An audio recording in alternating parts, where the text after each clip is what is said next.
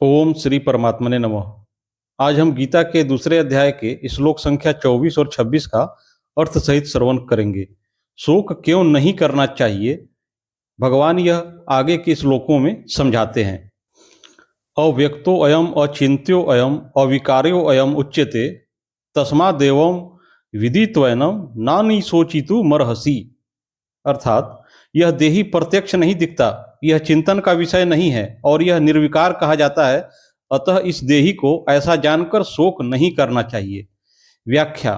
अव्यक्तो अयम अर्थात जैसे शरीर संसार स्थूल रूप से देखने में आता है, वैसे यह शरीरी स्थूल रूप से देखने में आने वाला नहीं है, क्योंकि यह स्थूल दृष्टि से रहित है। अचिंत्यो अयम मन बुद्धि आदि देखने में तो नहीं आते, पर चिंतन में आते ही हैं, अर्थात ये सभी चिंतन के विषय हैं, परंतु यह देही चिंतन का विषय भी नहीं है, क्योंकि यह सूक्ष्म दृष्टि से रहित है। अविकार्यो अयम उच्यते, यह देही विकार रहित कहा जाता है, अर्थात इसमें कभी किंचिन मात्र भी परिवर्तन नहीं होता।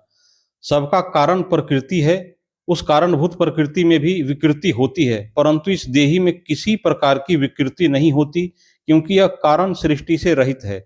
यहाँ 24वें 25वें श्लोक में अछेद्य, अदाह्य, अक्लेद्य, अशोष्य, अचल, अव्यक्त, अचिंत्य और अविकार्य इन 8 विशेषणों के द्वारा इस देही का निषेध मुख से और नित्य, सर्वगत, स्थाणु, सनातन इन 4 विशेषणों के द्वारा इस देही का विधि मुख से वर्णन किया गया है, परंतु वास्तव में इसका वर्णन हो नहीं सकता, क्योंकि यह वाणी का विषय नहीं है। जिससे वाणी आदि प्रकाशित होते हैं, उस देही को वे सब प्रकाशित कैसे कर सकते हैं। अतः इस देही का ऐसा अनुभव करना ही इसका वर्णन करना है। तस्मात् देवम विदित्वैनं नानुशोचितु मर्हसि, अर्थात इसलिए इस देही को अछेद्य, अशोष्य, नित्य, सनातन, अविकार्य आदि जान ले, अर्थात ऐसा अनुभव कर ले, तो फिर शोक हो ही नहीं सकता।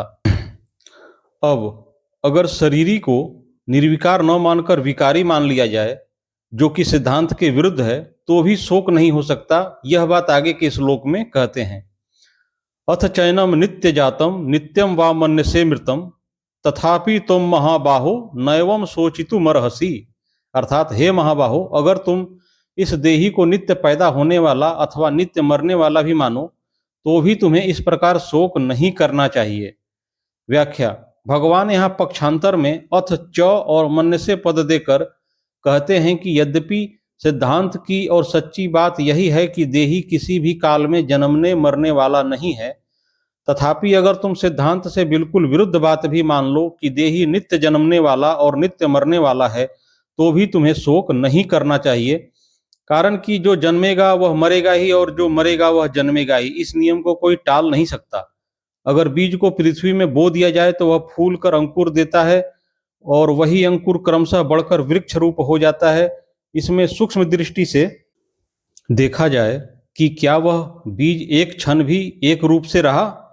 पृथ्वी में वह पहले अपने कठोर रूप को छोड़कर कोमल रूप में हो गया, फिर कोमल रूप को छोड़कर अंकुर रूप में हो गया, इसके बाद अंकुर रूप को छोड़कर वृक्ष रूप में हो गया और अंत में आयु समाप्त होने पर वह सूख गया। इस तरह बीज का एक क्षण भी एक रूप से नहीं रहा, प्रत्युत प्रतिक्षण बदलता रहा। अगर बीज एक क्षण भी एक रूप से रहता तो वृक्ष के सूखने तक की क्रिया कैसे होती। उसने पहले रूप को छोड़ा, यह उसका मरना हुआ, और दूसरे रूप को धारण किया, यह उसका जन्मना हुआ। इस तरह वह प्रतिक्षण ही जन्मता मरता रहा। बीज की ही तरह यह शरीर है। बहुत सूक्ष्म रूप से वीर्य का जंतु रज के साथ मिला, वह बढ़ते बढ़ते बच्चे के रूप में हो गया और फिर जन्म गया। जन्म के बाद वह बढ़ा, फिर घटा और अंत में मर गया।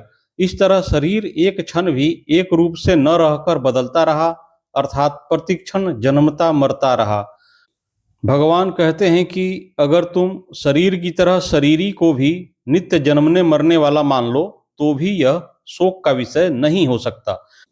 नारायण नारायण नारायण। गीता के दूसरे अध्याय के क्रमशः श्लोकों का अर्थ सहित श्रवण हम अगली वीडियो में करेंगे। इस चैनल को कृपया सब्सक्राइब कर लें ताकि कोई भी वीडियो मिस ना हो। आप सभी को प्रणाम।